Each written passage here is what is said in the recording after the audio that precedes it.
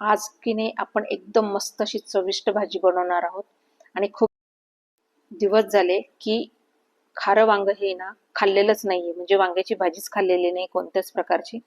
म्हणून आज मुलांना पण खूप आठवण आली की वांग्याची भाजी कर मम्मी, नेहमीसारखी खारं वांग कर, म्हणजे भरलेलं वांग कर. तर आज आपण तीच बनवणार आहोत. एकदम चविष्ट आणि एकदम झटकीपट होणार आहे आणि घरच्याच मसाल्यांची होणार आहे. आणि एकदम साधी सोपी रेसिपी आहे आणि पटकन होते आणि खूप चविष्ट लागते भाजी. जर तुम्ही या पद्धतीने जर केली तर खूपच सुंदर लागते. चला तर मग आता इथे आपल्याला रेसिपीला सुरुवात करण्याआधी तुम्हाला जर माझे व्हिडिओ आवडत असतील तर माझ्या व्हिडिओला नक्की लाईक करा, नवीन असाल तर सबस्क्राईब करा आणि शेजारील बेल आयकॉनला क्लिक करा, म्हणजे अशाच नवनवीन येणाऱ्या व्हिडिओ तुमच्यापर्यंत पोहोचत राहतील. चला तर मग इथे आता रेसिपीला सुरुवात करायची आहे. तर इथे मी अर्धा किलो वांगे घेतलेले होते, त्यामधले मी 6 वांगे घेतलेले. ते आपल्याला आता स्वच्छ करून घ्यायचे आहे. देठ काढून घ्यायचे आहे, काटे काढून घ्यायचे आहे. बघा असे काटेरीच वांगे आणायचे आहे आपल्याला. खूप छान लागतात, हे चविष्ट लागतात बघा. आणि अगदीच खूप मोठे पण आणायचे नाही, खूप छोटे पण आणायचे नाही, असे मीडियम साईजचेच आणायचे आहे आपल्याला. तर अशा प्रकारे हे सगळे वांगे मी साफ करून घेणार आहे, त्याचे देठ काढून घेणार आहे, काटे काढून घेणार आहे, म्हणजे आपल्याला खाताना त्रास होणार नाही बघा. आणि त्यानंतर आपल्याला हे मध्ये 2 कट मारून घ्यायचे आहे आपल्याला. आणि आतमध्ये पण चेक करायचं आहे व्यवस्थित आपलं वांग चांगलं आहे की नाही. त्यानंतर मी सगळे असे वांगे जे आहे हे कट करून घेणार आहे.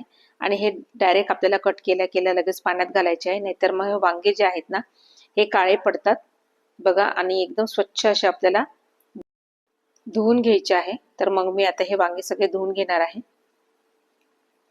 आणि हे पाण्यात टाकून ठेवायचे आहे. चला तर आता याच्यासाठी मस्त असा मसाला तयार करायचा आहे. इथे एक पॅन घेतलेला आहे आणि माझ्याकडे खूप अशा हिरव्या मिरच्या ज्या लाल होत्या ना त्या झालेल्या होत्या, तर त्या मी घेतलेल्या आहे. तुम्ही इथे हिरव्या मिरच्या देखील घेऊ शकतात. आता इथे भरपूर सारा लसूण घेतलेला आहे, शेंगदाणे घेतलेले आहे, अद्रक घेतलेला आहे. आता हे सगळं आपल्याला व्यवस्थित असं छान भाजून घ्यायचं आहे. तर आता हे मी मस्त भाजून घेणार आहे, अगदी खमंग. पाहू शकता तुम्ही. आता हे झालेलं आहे भाजून, आपल्याला एका डिशमध्ये काढून घ्यायचं आहे आणि छान अगदी गार करून घ्यायचं आहे. तर मी एका प्लेटमध्ये हे काढून घेणार आहे आणि छान असं गार करून घेणार आहे. तर त्याच्यात आपल्याला जिरं घालून घ्यायचं आहे. त्यात आपल्याला हिंग देखील घालून घ्यायचं आहे थोडंसं. आणि आता हे सगळं व्यवस्थित असं मिक्स करून घ्यायचं आहे. आता हे गरमच आहे. गार झाल्यानंतर मग मात्र आपल्याला एक मिक्सरचा जार घ्यायचा आहे आणि त्यामध्ये आपल्याला सुरुवातीला इथे मी खोबरं घेतलेलं आहे. जवळजवळ मी अर्ध वाटी खोबरं घेतलेलं आहे, कच्चंच आहे, भाजलेलं नाहीये. त्याचे काप करून घ्यायचे आहे आणि मिक्सरला सर्वात आधी आपल्याला फिरवून घ्यायचं आहे, म्हणजे आपलं मिक्सरही खराब होत नाही आणि खोबरं पण देखील व्यवस्थित असं वाटलं जातं. पहा आता यामध्ये जे आपण भाजून ठेवलेलं आहे, मिरच्या, लसूण, शेंगदाणे वगैरे, ते सगळं यामध्ये घालून घ्यायचं आहे आपल्याला. आता यामध्ये आपल्याला मस्त अशी त्याची कोथिंबीर घालून घ्यायची आहे, मोठभर कोथिंबीर घालायची आहे. त्यानंतर आपल्याला इथे हळद घालून घ्यायची आहे, धनेपूड घालून घ्यायची आहे आणि आवडीनुसार आपल्याला कितपत तुम्हाला तिखट आहे ते घालून घ्यायचं आहे, कारण आपण यामध्ये लाल मिरच्या पण घालून घेतलेल्या आहे.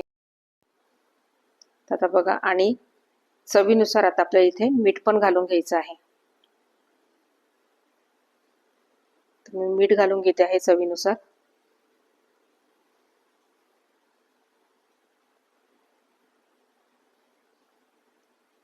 आता इथे मी थोडी तीळ पण घालून घेतलेली आहे, याच्याने पण खूप सुंदर चव येते भाजीला. आता हे सगळं आपल्याला ग्राइंड करून घ्यायचं आहे. यामध्ये आता इथे अजिबात पाण्याचा वापर करायचा नाही, आधी ग्राइंड करून घ्यायचं आहे. त्यानंतर इथे मी थोडंसं तेल घालून घेतलेलं आहे आणि पुन्हा मग मात्र आपल्याला ग्राइंड करून घ्यायचं आहे. आता इथे आपला मस्त असं छान मसाला तयार झालेला आहे, तुम्ही बघू शकता एकदम. आता हा एका प्लेटमध्ये मी काढून घेणार आहे. तर पूर्ण मी प्लेटमध्ये काढून घेत आहे चमच्याने. इथे जर तुम्हाला घट्ट वाटत असेल तर मात्र थोडंसं तेल अजून घातलं तरी चालणार आहे. वांगी पण आपले स्वच्छ धुवून घ्यायचे आहे पुन्हा एकदा, त्यातलं पाणी काढून घ्यायचं आहे. आता हे देठ पण आपले जे आहेत ना ते पटकन शिजायला पाहिजे, म्हणून आपण काय करायचं, वांग्याच्या आतमधून देठाला आहे ना अगदी थोडंसं मीठ घालून घ्यायचं आहे.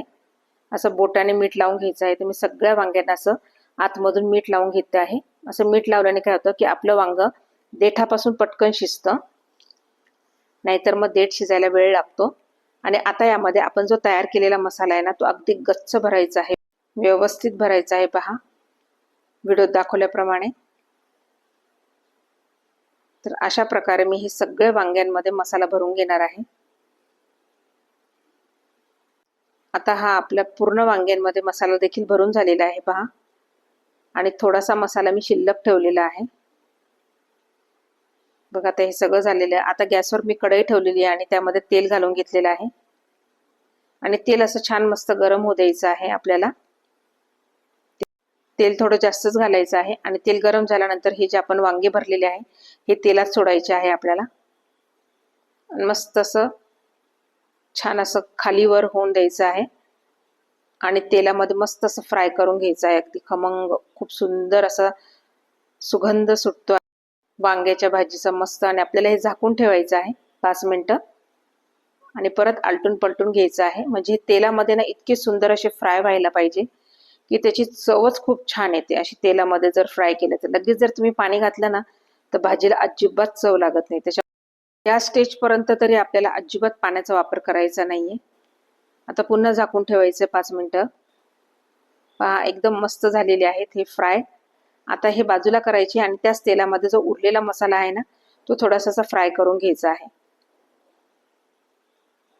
आणि नंतर मग पूर्ण वांगे जे आहे ते या मसाल्यामध्ये मिक्स करून घ्यायचे आहे. आणि छान वर खाली करून आपल्याला हे छान परतवून घ्यायचं आहे पहा. आता इथे जे वाटण केलेलं होतं आपण त्याच मिक्सरच्या भांड्यामधले हे जे पाणी काढलेले आहे ते यामध्ये घालून घ्यायचं आहे आपल्याला. आणि पुन्हा आपल्याला हे व्यवस्थित मिक्स करून घ्यायचं आहे. कलर वगैरे किती छान दिसत आहे. खूप सुंदर असा वास सुटलेला आहे. खूप सुगंध येत आहे. वासानेच अगदी खूप भूक लागलेली आहे, कारण खूप दिवस झालेले आहे की वांगेच खाल्लेले नव्हते. पहा आता यामध्ये मी पुन्हा थोडंसं पाणी घालून घेतलेलं आहे. भाताबरोबर, भाकरीबरोबर, पोळीबरोबर आपल्याला खाता येईल. कारण यामध्ये शेंगदाणे घातलेले असल्यामुळे ही भाजी लगेच अशी घट्ट होते. कलर पहा किती छान आलेला आहे. तेल पण किती मस्त असं वरती आलेलं आहे. ऑलमोस्ट आपली ही भाजी पण शिजलेली आहे. त्याचे देठ पण शिजलेले आहे. देठ पटकन शिजले कारण आपण त्यामध्ये आधी थोडंसं मीठ लावून घेतलेलं होतं. आता वरतून हा गरम मसाला आपल्याला घालून घ्यायचा आहे. आणि कोथिंबीर घालून घ्यायची आहे. तर अशा प्रकारे नक्की तुम्ही ही रेसिपी ट्राय करून बघा. आणि ह्याच पद्धतीने हे खारं वांग करून बघा. मसाल्याचं वांग म्हटलं तरी चालणार आहे. चला तर.